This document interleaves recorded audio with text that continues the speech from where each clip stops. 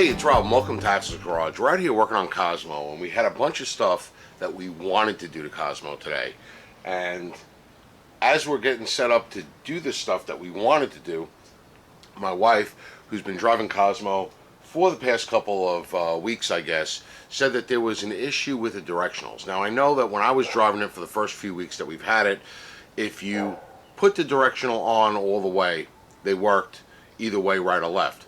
But if you just, you know, when you change lanes and you just push it down a little bit without clicking it down and then let go, sometimes it would seem like it got stuck because you heard a really fast flashing sound of the flasher going, but it wasn't blinking the directionals. And if you move the arm a little bit, then it would stop. And if you just used the full, you know, clicked it all the way down, we didn't have that problem. So it kind of made me think maybe that switch, the turn signal switch itself, was going bad, which that arm is connected to the turn signal switch in the column. So I thought maybe that was going bad. But then she said to me, she goes, you know, the other night I was at a light with my turn signal on, and after a little bit the turn signal stopped blinking. And then I turned it off and turned it back on, and it started blinking again, and then it stopped blinking again, which I really have never seen or heard of. Now, I know directionals will do funny things if you have a bulb out, and that wasn't our case here. It wasn't blinking fast or anything. It was its normal blinking rate. So I came out to give it a try, and I'm going to show you what I found. So I'm going to turn the ignition on. I'm going to turn this directional on, and I'm not going to touch anything.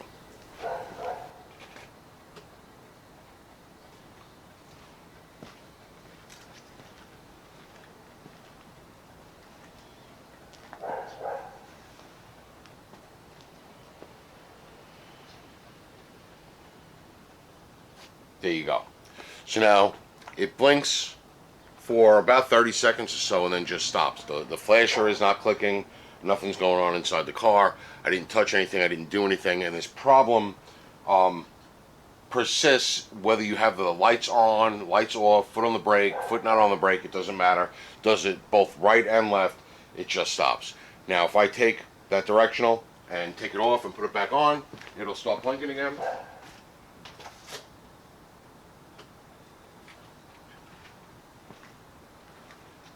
Alright, and now the second time, even less, right? It blinked 1 or 2 times or 3 times and then stopped.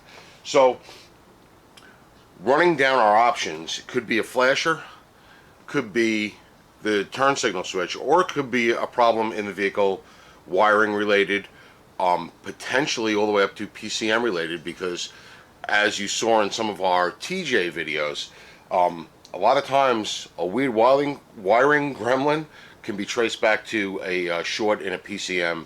And in Amanda's 97 TJ, we did have to replace the PCM because of a stupid wiring gremlin that we could not chase down, and it turned out it was a malfunctioning, probably a soldering joint that got a crack in it in the PCM. Replaced the PCM and everything was fine. Hopefully it's not that serious this time around. In the meantime, just so happens on the shelf I have a turn signal switch. So now this is the basic turn signal switch for these vehicles. If you have, if you don't have what they call the multifunction switch, so if you have a base model where the turn signal switch is just doing your turn signal, it's doing. Did that just blink again? I thought I caught out of the corner of my eye. Oh, there it goes. So it's just blinking whenever it wants to. So anyway, basic turn signal switch. It's turn, your hazard up here, and your high beams, or as New York City folk call them, brights.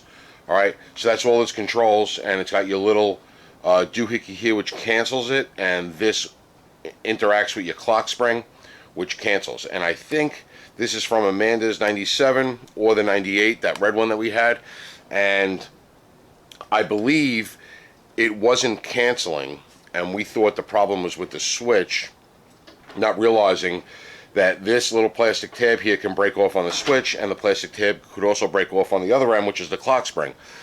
So it turned out to be the clock spring in Amanda's Jeep. So this was her original one, so I put it on the shelf and said, you know what, it's a Mopar unit, it probably worked fine, and I put it on the shelf just in case we might need one, and I think this is going to be the same one that goes in this 2000. So we can try this But before we try this, what I think we're going to do is we're going to try a new flasher. Now, I've never experienced a flasher going bad and doing this, but it could be. Either way, we have to replace the flasher because we're going to do an LED conversion on this, and that was one of the videos that I had planned for today. But we have one because we ordered a bunch of LED bulbs, we ordered new taillights, new front lights, new everything. So we have an electronic flasher that's supposed to work with LED bulbs. It's an EF27 from CEC Industries. Alright. And there's the, I'll link all this stuff in the description below. I'll link the turn signal switch also, which hopefully we won't have to buy one. But we're going to do the flasher first, see if that solves our problem, and then if not, we could always do the turn signal switch just because we have one. Let's get started. So I'm going to turn my directional off. I'm going to pull the key out. And now we have this panel under the steering column to work. There's 3 screws going across the bottom. Take those 3 screws out. They're normal Phillips head. Alright, once you have those 3 screws out, this panel is going to come out this way. So those screws hold it in up top, but you want to pull it kind of forward. So grab underneath the steering column, and you want to try to bring it straight back so that you don't break the clips. And it's got these metal push pin clips. Sometimes these clips will stay in, sometimes they'll come out with the plastic. Alright, so now once you got that out, you got this metal plate here, and this is held in by 2 Phillips head screws. You got one there, and it's just it's hooked on the bottom of the dash on the bottom. There's no screws on the bottom. So let me get a quick screw gun and get that out. Once you pull those 2 screws out, this will come down and it'll slide out, and it's hooked in with these 2 things here, and it's usually pretty dirty. So put it to the side and clean it before you put it back in. So down here, you might not have this mess of wiring that I have. This mess of wiring is because this car at one point had an automatic start in it, and don't know if it still works, don't know what the deal is. I ain't touching any of that stuff. But the flasher is up and under, and let me see if I can move the camera to show you exactly where it is. Under the dash, you'll see this is my mess of taps and the control of the automatic start. So I don't know if anything was moved around, but your flasher is right here. So this is the back side. This is the business end. These are the wires going into the flasher, and the flashers are on the back of it.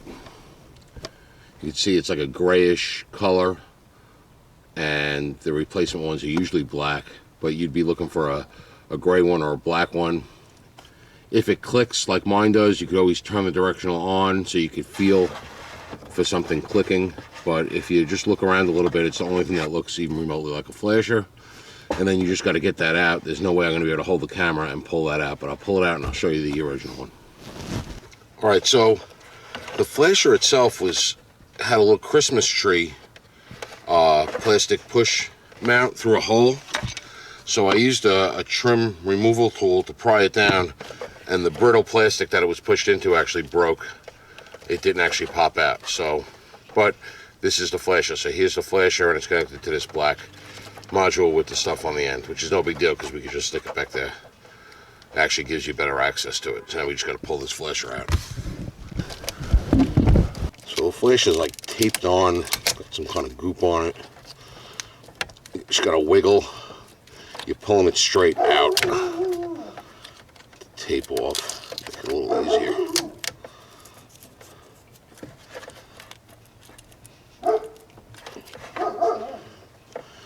It's starting to come out.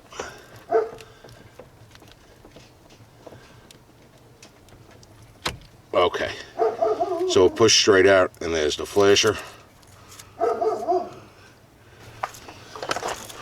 And hopefully our new flasher and our old flasher are the same. Turn it. Yep, they are. So now all we need to do Let's put it in the same orientation, which is that way. Okay, and we got it in. And now we'll grab our key.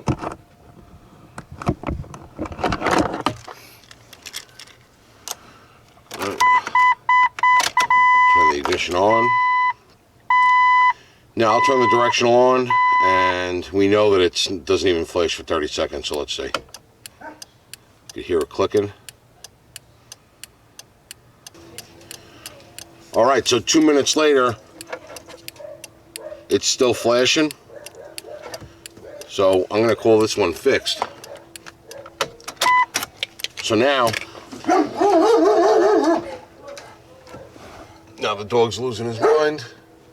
Okay, so now we broke the little tab, it looked like, off of where, actually, maybe we didn't break it. Oh. So I'm going to check underneath there. I thought I broke it, but it actually looks like I didn't break it. There's just some kind of insulation there. So I'm going to push that back into the hole.